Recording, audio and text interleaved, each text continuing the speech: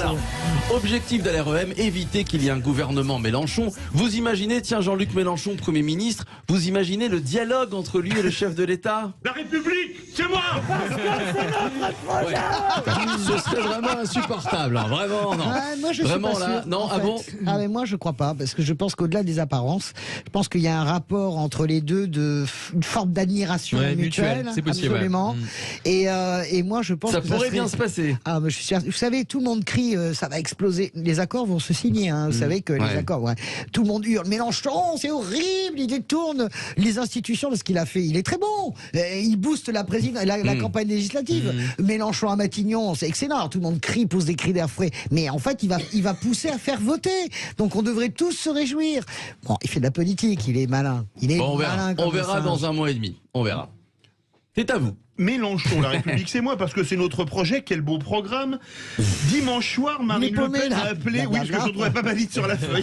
Dimanche soir, Marine Le Pen a appelé Emmanuel Macron pour le féliciter. Mais oui, comme le veut la tradition républicaine d'ailleurs, mais ça a été un petit peu le parcours du combattant. Pourquoi? Parce qu'en fait, Marine Le Pen, tout simplement, n'avait pas le numéro du chef de l'État.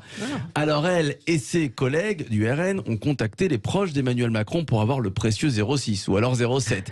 Richard Ferrand, Thierry Solaire, Gabriel Attal, tous ont été appelés et finalement Marine Le Pen a obtenu le numéro du chef de l'État.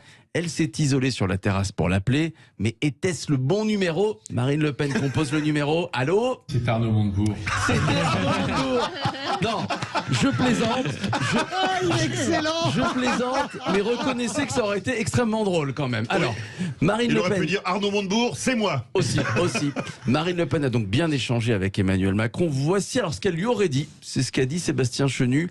Au rythme où nous progressons, dans 5 ans, je vous souhaite de ne pas vous représenter parce que cette fois-ci, ce sera très probablement la bonne pour moi. Sauf que Marine Le Pen a oublié un petit détail. Sauf changement de constitution, au cours du mandat, Emmanuel Macron ne pourra pas se représenter en 2027. Ça paraît impossible que Marine Le Pen ait dit un truc pareil. C'est vraiment... Selon Sébastien Chenu. J'en sais rien. On s'en fout, non?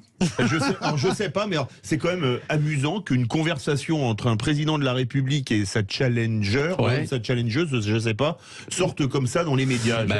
C'est pas si. Non mais je sais pas, Chenu ou qui que ce soit est pas obligé de balancer sur la place publique ce qu'ils se sont dit, non? C'était pas nécessaire, effectivement. C'était pas nécessaire, qu'est-ce que vous en pensez? Mais parce que Moi, Macron... si je racontais tout ce que vous me dites au téléphone quand vous m'appelez, Françoise Devoise... Ouais, non, il vaut mieux pas. Macron, parce que